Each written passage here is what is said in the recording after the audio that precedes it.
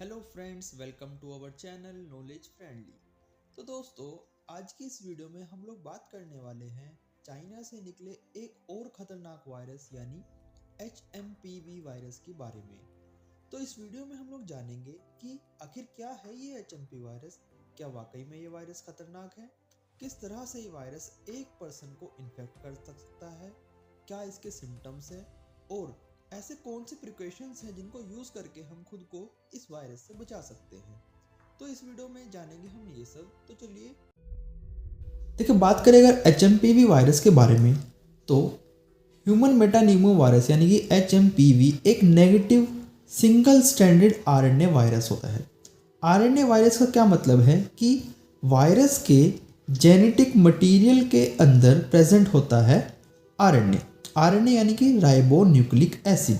इस ribo nucleic acid की presence होने की वजह से ही इस RNA के अंदर बहुत तेजी से हमको म्यूटेशंस देखने को मिलते हैं। म्यूटेशन कह सकते हैं कि सडन चेंजेस देखने को मिलते हैं। अब ऐसा नहीं है कि HMPV वायरस का केस पहले नहीं देखा गया या फिर सिर्फ ये 2025 में ही उभर के सामने आया है। फर्स्ट टाइम नीदरलैंड के अंदर ईयर 2001 में यानी कि ऑलमोस्ट 24 ईयर्स पहले भी HMPV वायरस का केसेस देखने को मिले। HMPV वायरस के सबसे ज़्यादा केसेस इन्फेंट्स यानी कि जिनकी एज लेस देन 6 मंथ्स है उनमें ज़्यादातर देखने को मिलता है। तो आगे इस वीडियो में हम लोग बात करेंगे कि आखिर कितना जानलेवा है ये HMP वायरस, क्या वाकई में ये जानलेवा है या सिर्फ इंडियन मीडिया द्वारा दिखाई गई कोई ये अफवाह है। बात करेंगे हम इसके ट्रांसमिशन की। तो ये virus person to person respiratory droplets के थ्रू फैल सकता है। जैसे कि ये पर्सन है, किसी ने अगर छींका या खांसा तो उसके ड्रॉपलेट्स के कांटेक्ट में आने से ये वायरस एक पर्सन से दूसरे पर्सन में फैल सकता है। किसी कॉन्टामिनेटेड सरफेस के कांटेक्ट में आने से भी ये एक पर्सन से दूसरे पर्सन में ट्रांसमिट हो सकता है। रिस्क ग्रुप की बात करें तो यंग चिल्ड्रन जिनकी एज लगभग 6 मंथ से कम है उनको अधिकतर इस वायरस का साइड इफेक्ट देखने को मिलेंगे। इसके अलावा एल्डरली इंडिविजुअल्स यानी कि जिनकी एज 60 ईयर्स से ज़्यादा है। इसके अलावा कोई ऐसे पीपल जिनकी इम्यूनिटी ऑलरेडी वीक है उनको ये डिसीज़ ज़्यादातर देखने को मिलती है। साथ ही साथ जिन लोगों को सांस संबंधी डिसीज़ या फिर पल्मोनरी डिसीज़ या फिर अस्थमा है उनमें भी इस वायरस का इफेक्ट ज़्यादा देखने को मिल सकता है।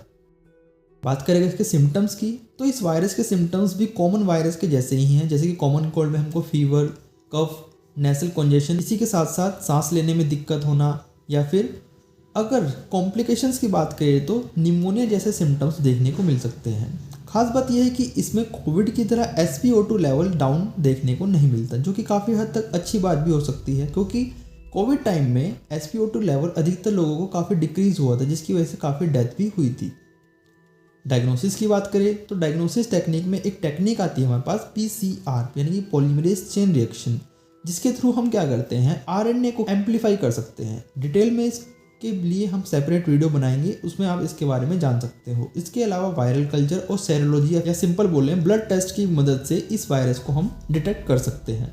जो कॉमन टेस्ट है वो जैसे कोविड में होता था हमारा RT-PCR टेस्ट, उस टेस्ट की मदद से ही हम इसको कंफर्म कर सकते हैं।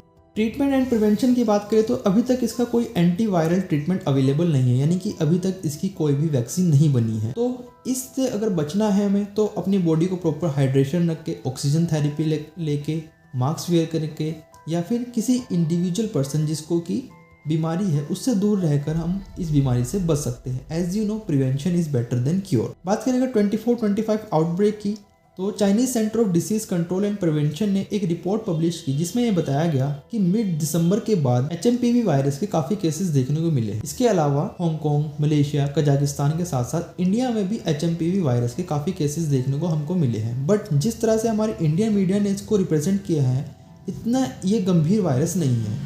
एक बार फिर टेंशन बढ़ने वाली है क्योंकि चीन में अब एक नया वायरस यानी कि HMPV आतंक फैला रहा है। क्या फिर से एक बार लॉकडाउन लगने वाला है? कोरोना के बाद अब HMPV नाम के वायरस से आए दिन डर बढ़ता जा रहा है। चीन के वायरस से दहशत में इंडिया की बात करें तो इंडिया के अंदर फर्स्ट केस हमको बेंगलोर में देखने को मिला। अब ऐसा नहीं है कि 2001 के बाद 2025 में ही HMPV वायरस के केसेस देखने को मिले हैं।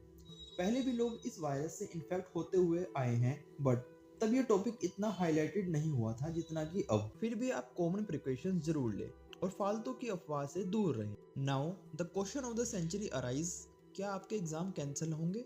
तो उसका सीधा सा जवाब है नहीं। इसलिए आप सब अपनी स्टडीज को कंटिन्यू रखें। लेस देन 1 मंथ ही आपके एग्जाम के लिए बचा है, तो अपनी तैयारी को जोरों शोरों से बना के रखें। आई होप आपको ये वीडियो पसंद आया होगा, तो वीडियो को लाइक करें और शेयर करें और इस तरह की और भी इंफॉर्मेशनल वीडियो के लिए चैनल को सब्सक्राइब करें।